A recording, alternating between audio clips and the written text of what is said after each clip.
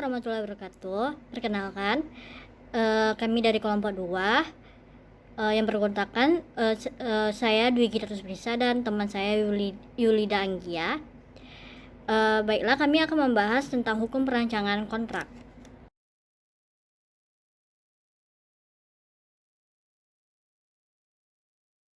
Kontrak dan pengertian kontrak baku atau standar, hal-hal apa yang diperhatikan dalam membuat kontrak, terus bagaimana sih sistematika kontrak, dan bagaimana pembuatan kontrak bisnis dan penyelesaian sengketa bisnis.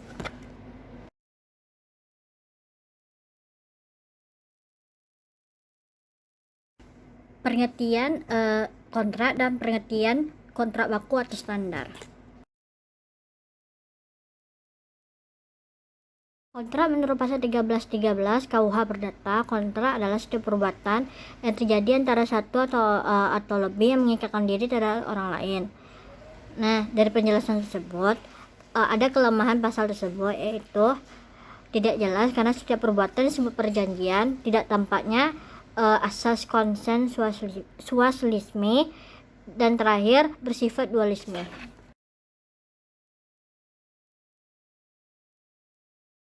Baku adalah suatu kontrak yang tertulis yang dibuat hanya oleh salah satu pihak dalam kontrak tersebut. Bahkan seringkali kontrak tersebut sudah tercetak. Nah, tercetak dalam bentuk formulir-formulir tertentu oleh salah satu pihak yang dalam hal ini ketika kontrak tersebut ditandatangani. Umumnya para pihak hanya mengisikan data informasi tertentu dengan sedikit atau tanpa perubahan dalam klausul-klausulnya, di mana pihak lain dalam kontrak tersebut tidak mempunyai kesempatan atau hanya sedikit kesempatan untuk menegosiasi atau mengubah klausul-klausul yang sudah dibuat oleh salah satu pihak tersebut, sehingga biasanya kontrak baku sangat berat sebelah.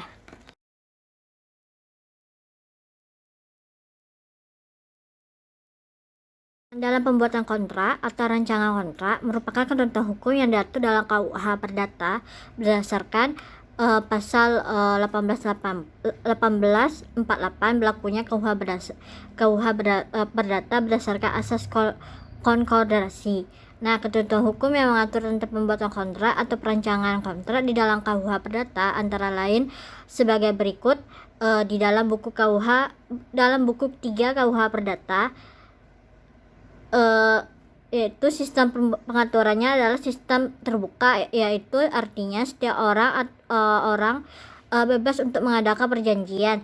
Nah, baik yang sudah diatur dalam undang-undang maupun tidak diatur dalam undang-undang. Nah, hal ini dapat disimpulkan dari ketentuan yang dicantum dalam pasal 1338 ayat 1 KUH Perdata yang berbunyi, semua perjanjian yang dibuat secara sah dan berlaku sebagai undang-undang bagi mereka yang membuatnya.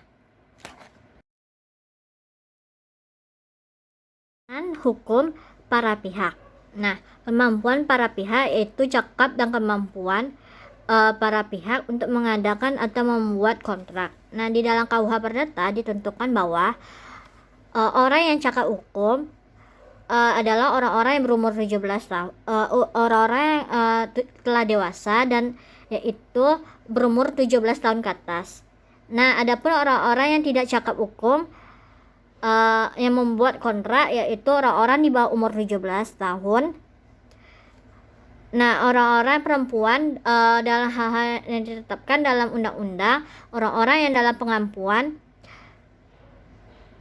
Nah,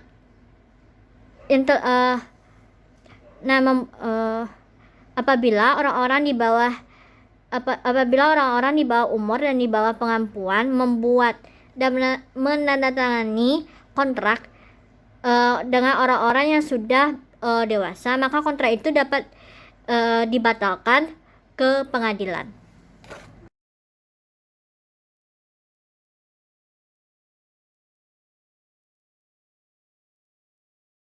Hukum.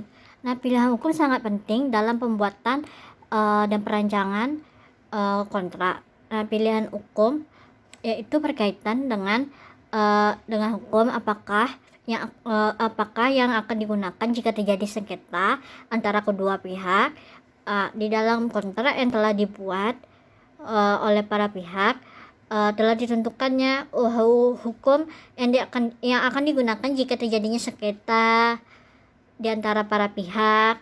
Terus bagaimana menyelesaikan sengketa, bagaimana kalau para pihak itu tidak menentukan hukum yang digunakan dalam kontrak. Nah, biasanya itu bakal berakhir di pengadilan, para hakim memutuskannya. Nah, selanjutnya itu pengakhiran kontrak. Pasal 7266 KUH Perdata ditentukan tiap-tiap pihak yang akan mengakhiri kontrak harus dengan putusan pengadilan yang mempunyai yurisdiksi atau atas kontrak tersebut. Nah, maksud ketentuan ini adalah melindungi orang-orang yang melindungi para pihak yang lemah. Nah, kontrak berakhir apabila secara tegas ditentukan oleh objek perjanjian tersebut. Biasanya tuh ditentukan biasanya kontrak itu biasanya dijelasin sebelum berakhirnya kontrak.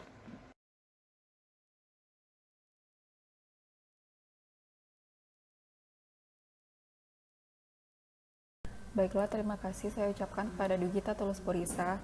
Selanjutnya saya Yulida Anggia akan menyampaikan tentang sistem pembuatan kontrak. Dalam sistem pembuatan kontrak, hal yang pertama yang harus kita perhatikan yaitu bagian pembukaan yang terdiri dari judul kontrak atau heading atau kontrak title, yaitu harus dapat mengidentifikasi intri kontrak yang mempunyai korelasi dan relevansi dari isi kontrak. Yang kedua, itu tempat dan waktu diadakan kontrak. Terkadang untuk pada aturan formal tertentu seperti akta jual beli tanah yang dibuat oleh notaris, tanggal atau penandatanganan kontrak dapat menentukan keabsahan dari kesepakatan-kesepakatan yang dicapai oleh para pihak, serta kesepakatan-kesepakatan itu hanya sah bila tidak bertentangan dengan hukum pada tanggal penandatanganan kontrak. Poin selanjutnya itu identitas yang meliputi nama, pekerjaan, domisili, dasar hukum yang memberikan kewenangan yuridis untuk bertindak para pihak, yang khususnya untuk badan usaha, kedudukan para pihak yang sering ditulis dengan sebutan misalnya atau selanjutnya dalam perjanjian tersebut dengan bank. Selanjutnya itu recitals, yaitu merupakan bagian pembukaan kontrak yang memuat latar belakang daripada kesepakatan kontrak yang memuat kondisi umum dari para pihak yang akan membuat kontrak.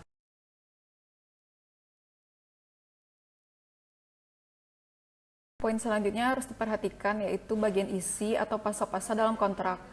Dalam suatu kontrak selalu ditemukan kata pasal, itu artinya kata pasal merupakan pengertian, fungsi atau syarat-syarat dalam kontrak. Secara sederhana dapat digambarkan bahwa pasal adalah bagian dari suatu kontrak yang terdiri dari sejumlah kalimat yang menggambarkan kondisi dan informasi tentang apa yang disepakati, baik secara tersurat maupun tersirat. Karena jika hal itu tidak ada, maka kita akan kesulitan mengikuti dan mengidentifikasi alur daripada kontrak tersebut. Dan untuk optimalnya suatu kontrak, maka pasal-pasal harus memenuhi syarat-syarat antara lain. Yang pertama yaitu urutan, artinya pasal-pasal tersebut mencerminkan isi dan kondisi kesepakatan yang dibuat secara kronologis, sehingga memudahkan menemukan dan mengetahui hal-hal yang diatur oleh masing-masing pasal. Yang kedua itu ketegasan, artinya bahasa yang digunakan sedapat mungkin dihindari kata-kata bersayap yang dapat menimbulkan berbagai interpretasi.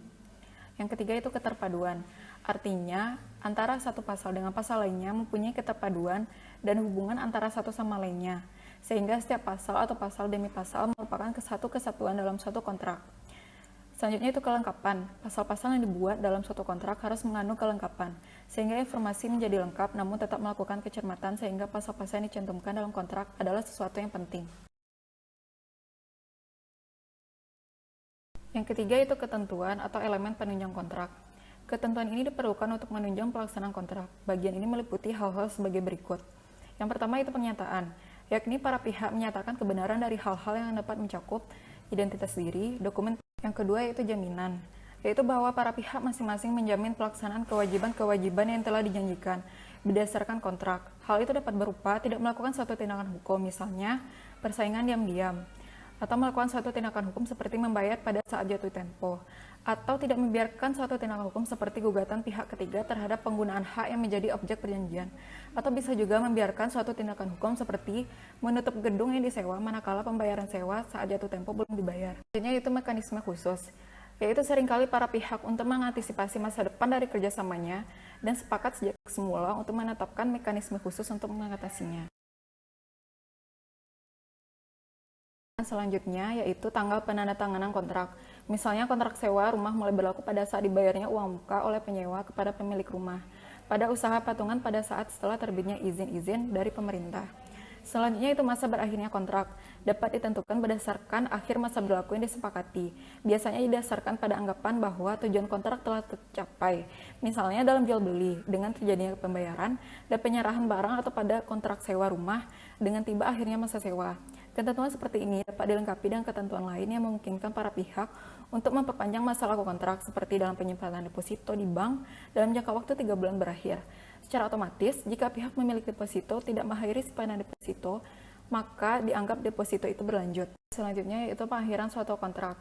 Pengakhiran suatu kontrak bisa juga dilakukan sebelum berakhirnya masa berlaku kontrak pada tanggal yang semula disepakati bersama. Poin selanjutnya itu yurisdiksi atau hukum yang mengatur. Semakin banyak transaksi yang melintas batas berbagai negara yang melibatkan pihak-pihak yang terlibat transaksi dalam kontrak akan tunduk pada aneka yurisdiksi, seperti pasal mengenai yurisdiksi dalam usaha patungan kontrak ini akan tunduk pada hukum Republik Indonesia. Selanjutnya yaitu pemberitahuan dan komunikasi. Dalam pelaksanaan perjanjian, seringkali diperlukan komunikasi untuk melaksanakan suatu pemberitahuan tentang hal tertentu yang wajib dilakukan dengan cara yang dapat dibuktikan oleh para pihak relevansi dari cara untuk menetapkan komunikasi yang telah disepakati untuk memastikan pemberitahuan telah sesuai dan sampai ke tujuan, seperti segala pemberitahuan harus dilakukan melalui transmisi fax atau email. Poin selanjutnya itu amandemen dalam kontrak. Merupakan perubahan yang dilakukan terhadap suatu kontrak yang telah berlaku dan mengikat karena mereka tanda tangani atau telah memenuhi syarat-syarat berlakunya, seperti kontrak dapat diubah dari waktu ke waktu hanya dengan persetujuan tertulis dari para pihak. Poin terakhir yang harus diperhatikan yaitu pengalihan. Kebanyakan kontrak akan menegaskan apakah kontrak itu dapat atau tidak dialihkan kepada pihak ketiga. Masalah pengalihan dapat berupa, yang pertama, pihak yang tetap menjadi pihak kontrak, yang kedua, pihak yang mengundurkan diri dari kontrak, yang ketiga, pihak yang menjadi pihak baru dalam kontrak.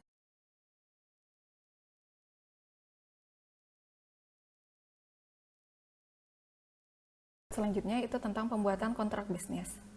Terdapat 3 tahapan, yaitu yang pertama, pra penyusunan kontrak, yaitu pra penyusunan kontrak terdiri dari 4 hal yang perlu diperhatikan oleh para pihak, yaitu identifikasi para pihak, penelitian awal aspek terkait, pembuatan MOU, dan negosiasi. Yang kedua itu tahap penyusunan. Dalam tahap penyusunan ada pembuatan draft pertama, saling menukar draft kontrak, jika perlu diadakan revisi, ada penyelesaian akhir, dan ditutup dengan penandatanganan kontrak. Yang ketiga yaitu pasca penyusunan kontrak, merupakan tahapan setelah ditandatangani oleh para pihak, sehingga terdapat 2 hal yang harus diperhatikan. Yang pertama, pelaksanaan dan penafsiran. Yang kedua itu alternatif penyelesaian sengketa.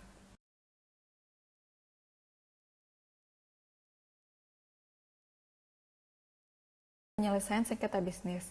Di dalam penyelesaian sengketa bisnis ada 2 cara, yaitu dengan pengadilan seperti pengadilan umum dan pengadilan niaga. Yang kedua yaitu alternatif penyelesaian sengketa seperti konsultasi, negosiasi, dan mediasi.